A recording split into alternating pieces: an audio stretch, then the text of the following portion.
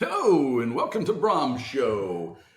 And also, The Just a Thinker podcast.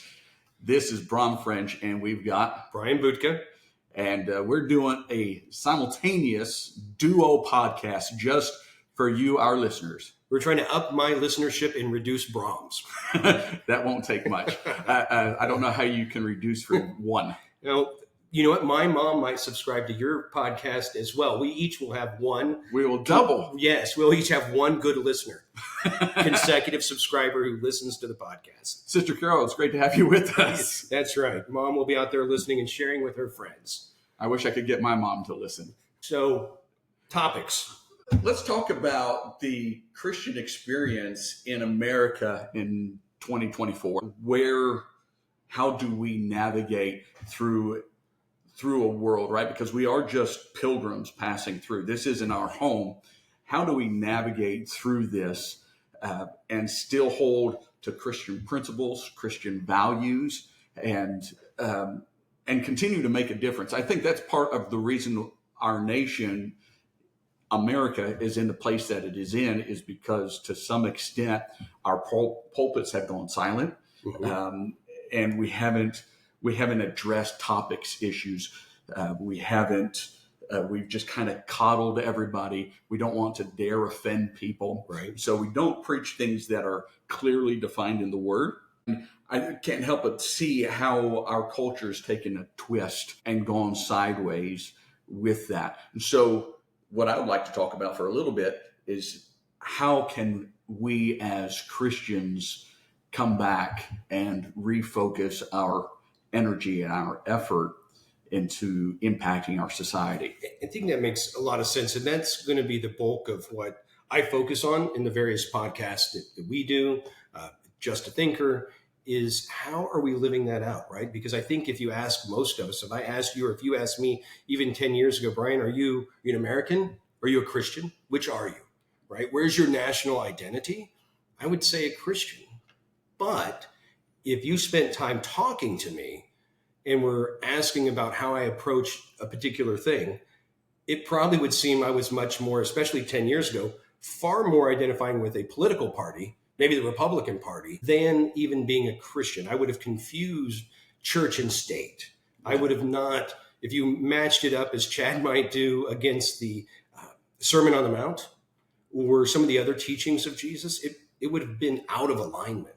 And I couldn't give credit to the particular podcast, but a person recently was talking about how Christians in America should maybe see ourselves as exiles in Babylon. Like some of those folks, the believers at that time were sometimes get elevated into the political system, but they weren't running for office. I'm not saying people shouldn't, but they were exiles. Right. Yeah, they were captive. And much like the believers in Jesus' time, right? Rome controlled Israel, so they didn't get to vote.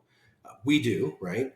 But often my views would have been out of alignment, right? Like I tell you I'm a Christian, but if you sit down and talk to me, I might want to punish people for things that I shouldn't or, didn't have the right attitude towards. Yeah. You're talking about like the political, doesn't matter if you're left or right.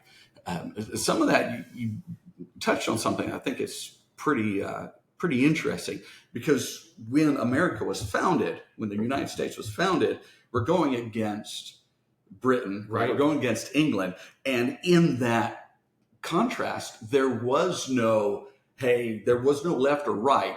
Correct. There was, hey, let's be free. Right. Let's embrace liberty. And I think to some extent, if we just went back to those same principles as Christians, we could make a huge impact and inroads in our culture. Yes. And people came to the New World to have first religious freedom. Yes, there was Columbus. There were folks looking for riches. But God put it in man to explore. Proverbs, forgive me for not knowing the chapter and verse, but in Proverbs it says that the glory of a king to hide a thing, and it's the glory of a king to discover it, right? So probably poorly paraphrasing that, but to me that's like the Lord has put things out there in this earth and into our hearts to look and explore. So there's the natural part of that, people looking for new land, wealth, that's part of human nature looking for some reward. But the bulk of people ended up coming because of religious freedom, right? They could worship the way they wanted. And then, yes, the founding of the country were mostly believers, right? There were people who weren't. And there's all kinds of interesting literature on whether the founders were all deists or Christians. But most of them were believers in some form or fashion. You're right. Society tended to mimic our personal values as Christians far more than today. And even then, there were fewer laws, but there are more now where it seems like we're trying to legislate our morality versus I am salt and light in a dark world, right? And we're making it all salt or all light. And we're forgetting that I have to be very thoughtful, I should say, about wanting to impose what I think is a law that God wants for us to obey when we're a Christian, and even things that are good for us that may not need to be enforced with a gun, right? Because all the laws at the end of the day, if I don't pay my property taxes, or if I violated some law, at the end of the day, someone knocks on that door and they come with a gun. Now, they don't come to shoot me. Okay, I won't exaggerate. But if I resist arrest, if I haven't paid the property taxes, they do forcibly remove me from the house. If I have committed some other crime, or even not a crime, but broken a law, an ordinance, someone comes with a badge and a gun. I have to be careful that I don't start applying, putting that coercive power into place, at least I think so, to then make sure my neighbor is not unkind to the other person, right? But we're getting close to those kind of things, and we can go extreme in various ways. With that. Absolutely. So that's something else that's really interesting. Talking about the laws that are in place. Back in the garden, there was only one law. Right. Don't eat of the tree of the knowledge of good and evil. That was the only sole law. After the garden, right? When we get to Moses, there are 10 laws. Then you go a little further, and it's 613 laws. Right. The further we've gone away from God, the more laws we've had to put in place, or we have at least felt like we've had to put in place. And now we're getting to the position, at least in America, where we've got not just extra biblical, but anti-biblical laws that are being imposed on people. I think when it comes to laws, as Christians, regardless of denomination, we should know more than anyone that laws don't change hearts. They convict us after the fact, right? Some will argue, Brian, if we have strong laws, that it will prevent crime. Well, no, it won't. You could kill the person who committed the crime, and that particular perpetrator will no longer do it. But we know that having a strong police force is not the primary indicator for keeping an area safe and peaceful. We know, statistically speaking, that the number one way to predict whether someone's going to be a criminal in the future or not, and along with not only their criminal behavior, but their level of education, their level of health, their level of whether they're in poverty or not, is really simple. Is there a father in the home? Yes. Number one. Yes. Number one predictor. Absolutely. Will that young man grow up, and it's usually men, will that young man grow up and be a criminal? Will he be well educated or poorly educated? Not is, we happen to be in Round Rock today, not is the Round Rock police force militarized. And are they stormtroopers? Is everybody fearful of the Round Rock PD? That is not the key indicator. It's is dad involved? Oh, so true. So we can't, yes, you have to have some laws, right? We have to, but it's always been wrong to steal, right? Even if it was not against the law, so to speak, that would never be the case. We would intuitively know it is wrong. Little kids know when the toddler in their play group takes a toy that doesn't belong to them, right? I take a toy from you. If we were 4, you would instinctively reach out and say, no, that's mine. Mm-hmm. Not just because you're selfish, because it's yours. You would intuitively know that's wrong. So yes, we need some laws, but we'll have laws that we've imposed. I mean, talk about the extra biblical ones. A good one is one that's already, been handled, I say, is marriage, right? We have marriage and abortion. As a Christian, I know that marriage was ordained by God, a man and a woman. Most of us know this. In our society, we have marriage laws that overlap the laws of the church. Now, there are legal reasons legal benefits to being married, right? Ease with taxes and all kinds of things. If my wife is sick, I can go to the hospital. If the kids are sick, I get access. So there are, back up, as a father, I get access to my kids, but with my spouse, if we're married, I have all kinds of access. If I died, after our podcast, if I go for a drive and I die in a car wreck, my wife doesn't have to fight for our assets. They automatically transfer to her. So there are some contractual benefits. But as a society, we've managed marriage. We've told people not only do you have to have the permission of the spouse to marry them, you have to have the permission of the state. Right. Now, historically, we did this. We did this so black men couldn't marry white women. By and large, that's why we did it. Now, to me, that's crazy because we're growing up. You and I have grown up in a time where that was far more common. But our parents' generation and before them, that was the purpose of these laws. So let's be honest about that.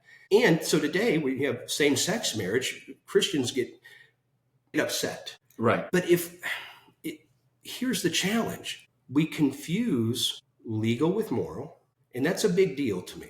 We can confuse those two. We can allowing two, and let's clarify, age of consent.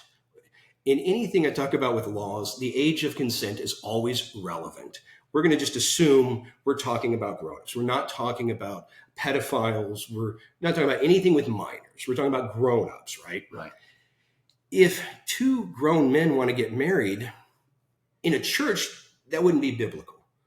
But in our society, I would say we need to allow that, not because I'm endorsing it, but because if I'm out protesting something that just aligns with my faith, even though I am not their enemy, I would be perceived, I think, as their enemy.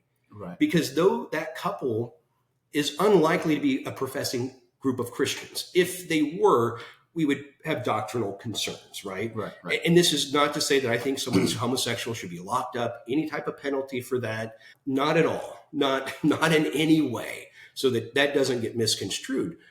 But when we fight against the law that would just allow them to make, again, it's a couple just decide to be together. They have assets that are shared. If one passes away, to make the ease of transferring those assets, let that be. Now, we could argue that there are other ways to do that, right? Sure. But as a Christian, when we fight that, I don't think we're standing up for what's right.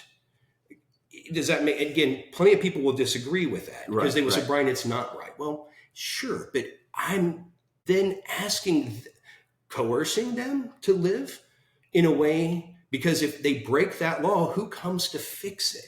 Are we sending the cops with guns to the couple's house to say you can't be married, or to the justice of the peace to say you can't issue them a license if it's legal, or any of those things? Well, I think we end up harming our cause more than helping. Again, I'm not saying that a guy should marry his buddy and his 3 best friends. If they want to, and they're adults, well, having a harem sounds like a great thing when we're a 17-year-old boy. But, I struggled to be a good husband to one wife. Yeah. Right. Yeah. So, let them take on their troubles. But we've then become adversaries where I don't think we need to be. Right. In a political discussion, we're going to just be seen as an adversary. But that applies to so many things. Yeah. So my take on same-sex marriage, right? As soon as the Supreme Court, first of all, I don't believe the Supreme Court has the right to make laws. Correct. They give opinions. Right. We call them rulings, but it's really, I think, technically an opinion. Yeah. And that's unconstitutional, right? That should be up to Congress. Luckily, they did change Roe v. Wade, and now that's up to the states. And, we ought to push for our states to be on the side of life, is my take. When it comes to same-sex marriage, as soon as they made that ruling, I remember I was in Tennessee preaching at a camp, and I announced it there at the camp. And most people, those kids, and even most of the adults had no idea what I was talking about. But with that, at that moment, I made a clear decision. I had to start thinking that through. Right. No, I strongly disagree with same-sex marriage. However, now, and it's not codified in law, unless Congress may have done that later. But my thought was, if the state can say that this is okay, then why do we have the state involved in it at all? Right. Right.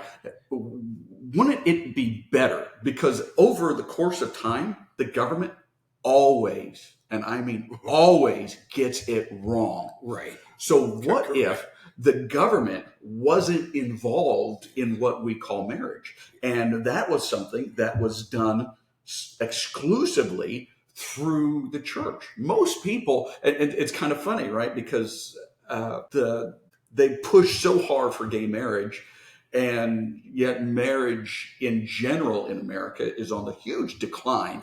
And we're waiting until we're in our 40s to get married, and now we don't know what we're going to do with how we're going to have kids. Right. We've got to have in vitro fertilization in order to have kids, and a whole bunch of other issues are going on, and that's when they're pushing for the gay marriage. In my estimation, if the government just wasn't involved in it to begin with, this would have never been an issue. Agreed. And I think that's the opportunity for us as Christians, is to begin to rethink the amount of government involvement in things that aren't, we call property crimes, right? The reason to come together to form a government, by and large, is to protect our property. Right. No, I'm not talking about the gold bullion that I don't have stored in my safe, and I'm just worried about my wealth. But that probably fell in the water with the boat accident. Yes, with the cool arsenal. But our home, ourselves, we are our own property, right? Yes, I belong to the Lord, but in a communal sense, I belong to myself, right? Right. I'm really a steward of even my children. I have some legal obligations, but I can't harm my kid just because they're a minor. I can't, they're not my property in that sense, but sort of responsible, right? But to protect our property, to make sure someone doesn't come and burn down my house or take away my family. That's the reason to come together, to create any type of governance. But beyond that, we're adding to it things that should be left out of the state control, right? If couples want to have we would say then a civil union, right? Marriage in the church, but they want to call it a marriage and they get together. And then even people who get married in church can do the same legally, right? If the state is out of it, because the question will be from some listening, well, then if the state backs out, Brian, all those benefits of, getting to be in the hospital room with your bride, or her with you if you're in an accident, or if one predeceases, I think that's the word, predeceases the other, the assets transfer, all that can be done legally. The marriage within the government just sort of checks that box, but we could do all those things without the government, right? Right. Whether it's a same-sex couple or a heterosexual couple, all the legal things could be put into place. I think one of the challenges, and that's why we call it Just a Thinker, is I don't think we do that enough. You mentioned just some of the things we do or don't talk about within a congregation. We need to have more opportunity for discussion, right? Absolutely. Because I think that we're putting on the state things that shouldn't go there. Like you said, they always get it wrong. Once the same laws that were used to keep, by and large, black men from marrying white women, now it's doing things those people then didn't intend. The law of unintended consequences, it's always going to go sideways. So there are many things, whether it's marriage, even abortion, there are aspects of abortion that I don't think I've ever heard talked about in a congregation. So I've learned this the last few years. It's not, you'll have a pro-life people not call this an abortion, but if a woman has an ectopic pregnancy, ECTOPIC, ectopic, I believe is how it means that the egg has been fertilized in the fallopian tube. Mm-hmm. It's not coming out. She will die. The baby will die. People would be sentenced to death if we didn't allow for whichever medication would terminate the pregnancy, right? That's never talked about. Now, in Texas and other states, when abortions are outlawed, that one is still allowed, okay? Right. Because the pro-life folks would buy, and I'm pro-life, but very adamant people say no abortion anytime. They'll call that not an abortion. I think it is. It's medically necessary, right?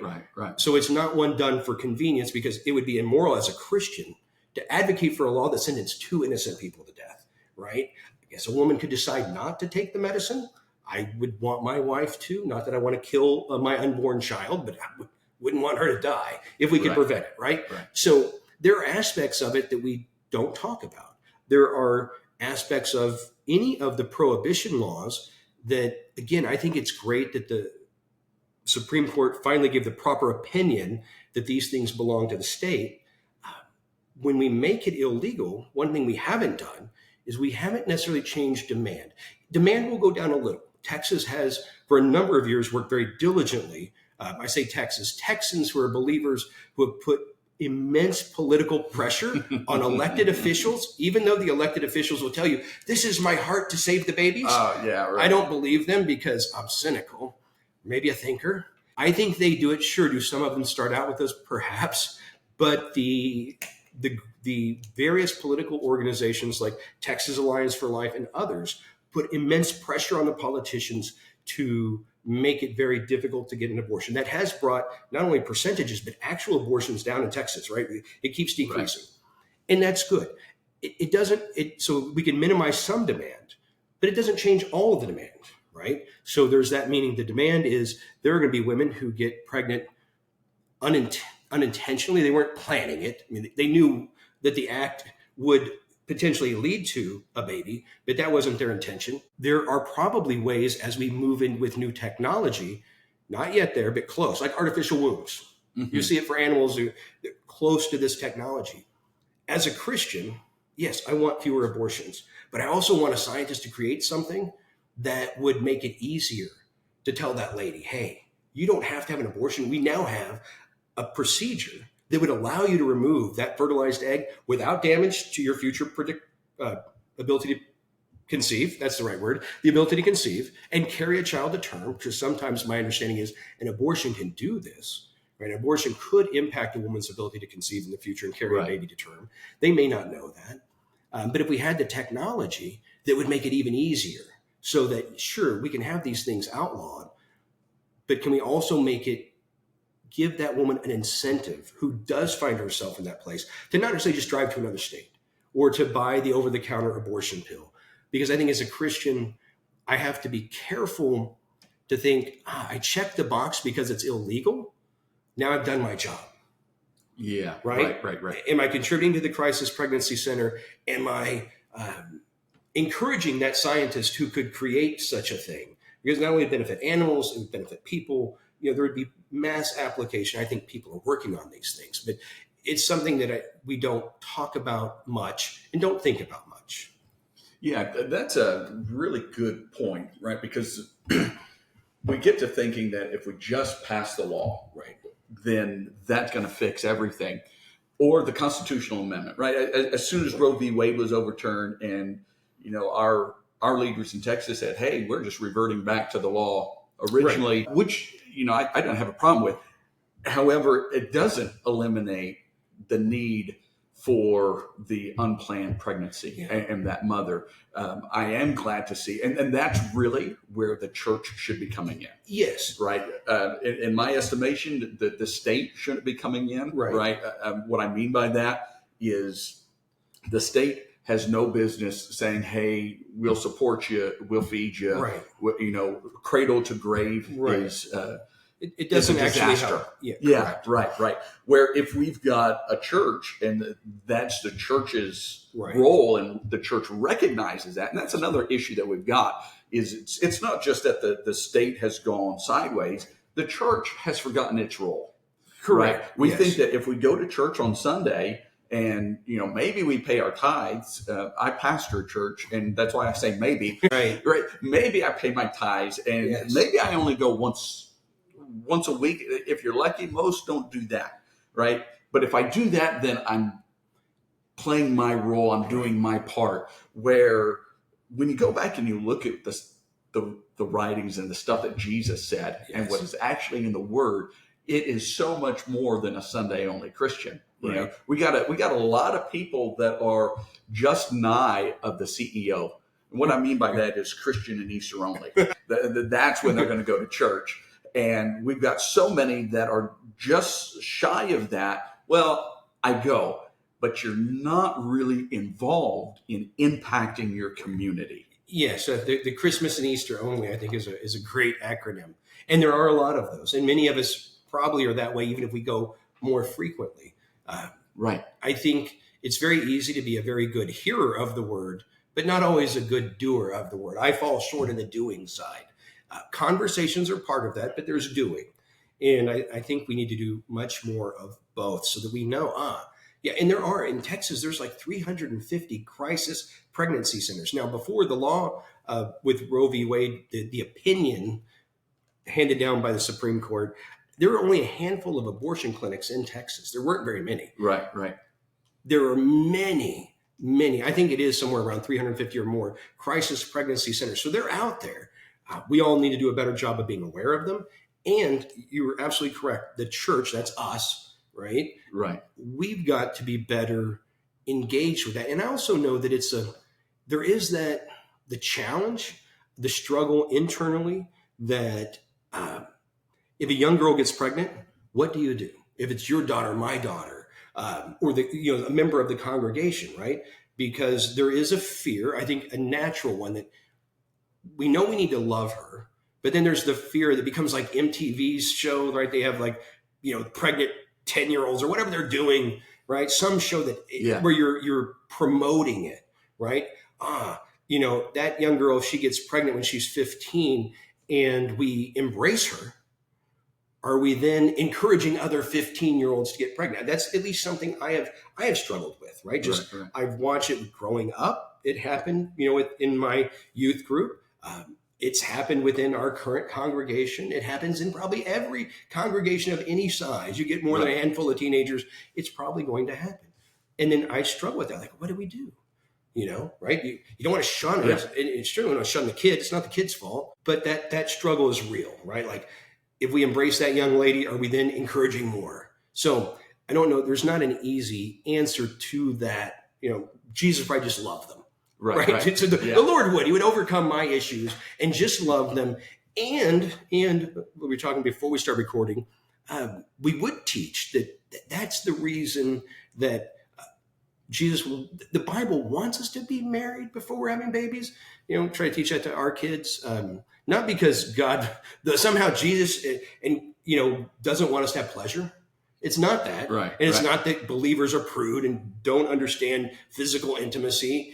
No, it is entirely that there's an order of things that works better. Yes. Right. Yes, absolutely. If I get married, then, in modern times, if I have a job, I've graduated from school, I have a job, then I get married, then I have children. I think there's like a 95% chance I will not be in poverty. Yeah. The kids will be well educated and generally healthy, and we'll avoid the criminal behavior, right? So just a few steps, we know it's better for us. That's the real reason. And because I've seen people get pregnant out of wedlock, and people that I respect, that I care for, it throws their life out and just into disarray, right? Because if the marriage doesn't work out, then you have new parents not living in the same place. You have a baby that's shuttled back and forth. Right. Do those kids grow up okay? Some of them do, if the father's involved, but it's not the way it was meant to be, right? Absolutely. So, the embracing of the young person, but those are challenges. So it's the same thing with the legal, illegal, right? If abortion is illegal, we have to be careful not to say, okay, I've done my job, right? The box is checked. You're right. We were crisis pregnancy centers. We need to, again, I think about technology that would then make it easier for a woman who really is like, I don't want to carry this baby to term, right? There's no way I'm carrying it to term. I'm going to that other state, or I'm going to go buy that pill that's going to terminate the pregnancy. It would be awesome if there was a number of scientists, whether they're believers or not, that they create the technology that we have an artificial womb, and we can remove that baby from without harming you. And if you tell the woman that and say, look, we won't harm you, we'll cover your medical care. And that's where the church jumps in. So look, if you're going to be off for 2 weeks or whatever, I'm making the 2 weeks up, of course, we're going to pay. I know you're well employed, you're a lawyer, you make $400,000, we're going to pay. We're going to cover that. Yeah. That's an awesome idea. So going back to talking about, you've got a teenage pregnancy. So we had that in our congregation as well. And we had a young lady who was pregnant outside of wedlock. I want to say she was about 14 years old. And her grandfather, so her mom was on drugs. Her dad's nowhere around. Her mom's not only on drugs, but then she's staying with somebody who eventually was arrested and sentenced to 99 plus years. It's a really bad situation. Yeah, right? yeah. Wow. He was running a child prostitution type ring, right? So this young lady grew up in that kind of atmosphere, but she was coming to the church, and she met another boy in the congregation, and they ended up hooking up. She got pregnant, and Grandpa decided, well, you can't stay here anymore. He refused to go to court. She was already in CPS's care. So CPS said, well, if Grandpa doesn't show up, he's the one that's the overseer. So we're going to have to put you in a foster care. And they were about to ship her off. And then I got a call from Missy and we got a call from the future dad, or I guess the dad's mom. And she said, hey, listen, they're going to ship her off, but they're shipping her like 2 hours away. And would you be willing to let her come and stay with you? And so we did. Oh, cool. And she moved in, and eventually she had the baby. At this point, I don't want to go through all the sad things, because there are a bunch of sad things that happen with that kind of situation. But that baby is now about 10 years old or so, and just a great kid. Good. And the dad has the baby at this point, right? The 10-year-old, or he's roughly about 10. Dad has the son, and dad's influence in that son, right? We're kind of grabbing a couple of different dad's influence. Now that dad's not perfect, right? Obviously that dad's not perfect. And he's done some really dumb things. But what that boy needed was a dad in his life, right. And so I've got great anticipation for what can happen. And the fact that boy, that now young man, is still alive. That's great. Is, and isn't that what the church is supposed to be? Yes. For? And I've got to get better so I can quote the research, but I read a study that compared good fathering, bad fathering, no father. The children, obviously, good father. We know that was going to produce the best results. Right. But a crappy father is better than no father. So my kids check that box. so we strive for good, we get crappy, but it's better than no dad. And so for that child who's now becoming a young man, even though his father's imperfect, like all of us, and probably more highly flawed than many, still that's going to be better for that child. And yes, that's what the church should do. And those are difficult things, right? Because clearly my guess is that the congregation is probably aware of some of the challenges, right? So it's not glorified. And I know that we probably default to that question I always have in my head is, are we going to glorify it? And by and large, most of us, I realize now the older I get, because I'm slow to mature, intellectually, spiritually, slower than I should be, is that, yes, when we step into care, that is what we should be doing, right? We're not glorifying it, but we're stepping into care. And that is being the church, right? Yes. I mean, I've not been to Bible college. We talked again before we started recording that I'd read the scriptures many times. I've done the Bible in a year since I was about 13, not an expert, even though there are days I think I am. I pretend I'm a theologian. Jesus touched a lot of people who didn't become believers, right? He cared for many people who went away when the free food went away, right? Yeah, right. But he still cared for them. And that's what we plant seeds. He's responsible for the harvest. Sometimes I think we want to be responsible for the harvest, right? Maybe I won't say, I know I do. There are times I think I'm responsible for it all. I'm not. I'm responsible to be a good example. I'm responsible to step in, not responsible for the outcome. Yeah. And absolutely. I think that fear of being responsible for the outcome, it certainly has kept me from acting. And that probably is others, if I'm not being facetious. The vast majority of Christians that want to do something, I'm convinced, it's the fear of rejection, the fear of failure that stops us from doing. And what could we do if we got beyond that fear?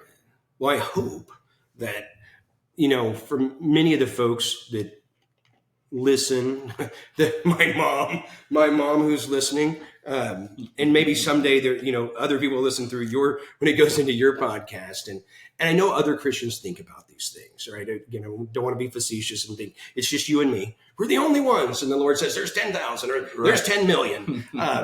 But that we have more of these dialogues, and not just hearing and talking about, these are important things, but more doing it, because the doing, I bet that it felt good to help them. And I don't mean that again, not because you're like, oh, here's a peasant, I'm helping the peasant. Right. But here's someone in need, Yeah, right? They could have been very well off and you still step in. It's not that, but helping, we benefit more from the giving. Oh, we absolutely. do. Like it's an amazing thing. Yeah, absolutely. Yeah. Well, it looks like we've probably run out of time for now. Yes, well, thank you. And it's probably the best almost 40 minutes that I've recorded. The first 4 episodes will be pretty rough. We'll make this one, we might put this one out first on my end. So we give them the good wine first, and then when they're well drunk, we give them the bad episodes. I'm not sure if it'll work that way. I should have started off as a drinking game. And then when they hear my other episodes, it'll go better. I don't know. So there's no drinking game yet, folks. So you just that part's a joke. No drinking game. But Brahm, thank you. So you can get his podcast, which you probably already subscribed to, but it's the Brahm Show. It used to be called Of God and Men, but that's now the network, right? So now you've other friends of yours, people you respect, and then you just out of the goodness of your heart, you're like, where's the orphan we're trying to help? I remember my friend Brian, and so because the other folks in the Of God and Men network, most of them are licensed ministers. Yeah, right? Good number of them. And you've got a PhD in there. Right. Almost had 2. One of them got away. All right. The I would say physician, but it's physics, right? Yeah. Well, the one we almost had was physics, and the other is education. Okay. So you've got, we'll get the one that got away, but you've got some educated folks in there, and then some people who are pretending to be educated like me. So you can subscribe to the Brahm Show, and then the Just a Thinker Show, the Just a Thinker podcast. And you see it. You can get it all on ogm.network. ogm.network.